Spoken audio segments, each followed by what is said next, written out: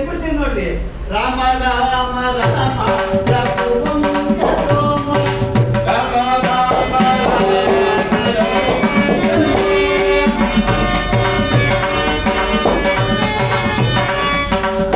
ಕಾಯ್ಬೇಕು, ಕೂತರು ಕಾಯ್ಬೇಕು.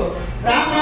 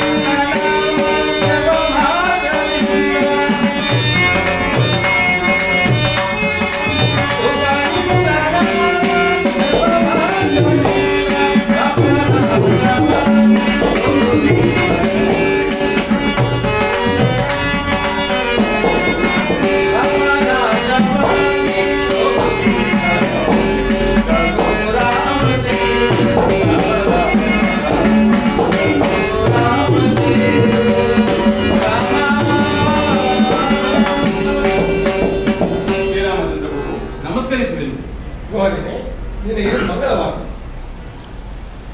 ನೀನು ಮತ್ತು ನಿನ್ನ ಪರಿವಾರವನ್ನು ಕ್ಷೇಮವೇ? ಶ್ರೀರಾಮಚಂದ್ರ ಪ್ರಭು, ನಿಮ್ಮ ಆಶೀರ್ವಾದದಿಂದ ನಾವೆಲ್ಲರೂ ಕ್ಷೇಮವಾಗಿ ಇರುವುದು. ಆದರೆ ನಿಮ್ಮ 14 ವರ್ಷದ ವನವಾಸದ ಸುದ್ದಿಯನ್ನು ಕೇಳಿ ನನಗೆ ಸಹಿಸಲಾರದಷ್ಟು ದುಃಖವಾಗಿದೆ. ಗೊತ್ತಿಲ್ಲ, ನಾಟಕ ಬಂದ ಅಲ್ವಾ? ಯಾರು ನಾನು ಹೇಳಿದಾಗ ನೀನೆಲ್ಲ ಕಾಕಲಿದ್ದೆ ಅಲ್ಲೇ ಬರೀತಿದ್ದಾರೆ. ಶ್ರೀರಾಮಚಂದ್ರ ಪ್ರಭು, ನಮಸ್ಕರಿಸುವೆನು. ಗೋಹನೆ, ನಿನಗೆ ಮಂಗಳವಾಗಲಿ. ನೀನು ಮತ್ತು ನಿನ್ನ ಪರಿವಾರವನ್ನು ಕ್ಷೇಮದಿಂದಿರುವೆ. ಪ್ರಭು, ನಿಮ್ಮ ಆಶೀರ್ವಾದದಿಂದ ನಾವೆಲ್ಲರೂ ಕ್ಷೇಮವಾಗಿ ಇರುವುದು. ಆದರೆ ನಿಮ್ಮ 14 ವರ್ಷದ ವನವಾಸ ಸುದ್ದಿಯನ್ನು ಕೇಳಿ ನನಗೆ ಸಹಿಸಲಾರದಷ್ಟು ದುಃಖವಾಗಿದೆ. ಆದುದರಿಂದ ನಿಮ್ಮ 14 ವರ್ಷದ ವನವಾಸವನ್ನು ಈ ನಮ್ಮ ಶೃಂಗಬೇರಿ ಪುರದಲ್ಲೇ ಕಳೆಯುತ್ತಾ ನಮ್ಮನ್ನೆಲ್ಲರನ್ನು ಉದ್ಧಾರ ಮಾಡಬೇಕೆಂದು ಬೇಡಿಕೊಳ್ಳುತ್ತೇನೆ ಪ್ರಭು. ಗೋಹನೆ, ನಿನ್ನ ಪ್ರೀತಿ ವಾತ್ಸಲ್ಯ ಮಾತುಗಳು ಕೇಳಿ ನನಗೆ ಸಂತೋಷವಾಗಿದ್ದರು. ನಾನು ಪಿತೃವಾಕ್ಯ ಪರಿಪಾಲನಾಗಿ ಹೊರಟಿರುವ ನಾನು 14 ವರ್ಷಗಳ ಕಾಲ ಪುರಪ್ರವೇಶ ಮಾಡಬಾರದೆಂದು ನನ್ನ ನಿಬಂಧನೆ. ಅದರಂತೆ ನಾನು ನನ್ನ ಕರ್ತವ್ಯದಲ್ಲಿ ನಿರತನಾಗಿರುವೆ.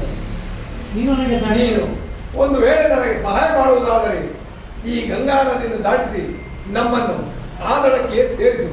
ನಿನಗೆ ಪುಣ್ಯವೂ ಬರುವುದು.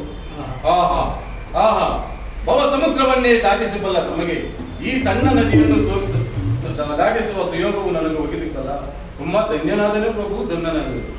ಆದರೆ ಒಂದು ಮಾತು, ನೀವು ಹಿಂದೆ ಬಿಜಿಲಾ ಪಟ್ಟಣಕ್ಕೆ ಹೋಗುತ್ತಿರುವಾಗ ಆದರೆ ಒಂದು ಮಾತು ಸ್ವಾಮಿ, ನನ್ನದೊಂದು ಮಾತು. ಸ್ವಾಮಿ, ನೀವು ಹಿಂದೆ ಮಿಥಿಲಾ ಪಟ್ಟಣಕ್ಕೆ ಹೋಗುತ್ತಿರುವಾಗ ನಿಮ್ಮ ಪಾದದೋಳು ಸೋಕಿ ಆ ಬಂಡೆಯು ಸಹ ಹೆಣ್ಣಾಯಿತಂತೆ. ಇನ್ನು ನನ್ನ ದೋಣಿಯಲ್ಲಿ ಸಣ್ಣ ಸಣ್ಣ ಕಳೆದುಗಳಿರುವುದು. ನಿಮ್ಮ ಪಾದದೋಳು ಸೋಕಿ ಅವೆಲ್ಲವೂ ಹೆಣ್ಣಾದರೆ ನನ್ನ ಗತಿ ಏನು ತಂದೆ? ಅರ್ಥವಾಯಿತು ಕೊನೆ, ಅರ್ಥವಾಯಿತು. ನಿನ್ನ ಮನದ ಆಂತರ್ಯವನ್ನು ಗ್ರಹಿಸಿರುವೆನು. ಪಾದ ಸೇವೆ ಮಾಡಿ ನನ್ನ ಪಾದ ತೊಳೆದು ಪೂಜಿಸಬೇಕೆಂದರೆ ನಿನ್ನ ಇಚ್ಛೆ. ಹೌದು ಮಹಾಪ್ರಭು. ತಥಾಸ್ತು. ನಿನ್ನಿಷ್ಟಾರ್ಥವು ನೆರವೇರು. ಸ್ವಾಮಿ, ಕ್ಷಣಕಾಲ.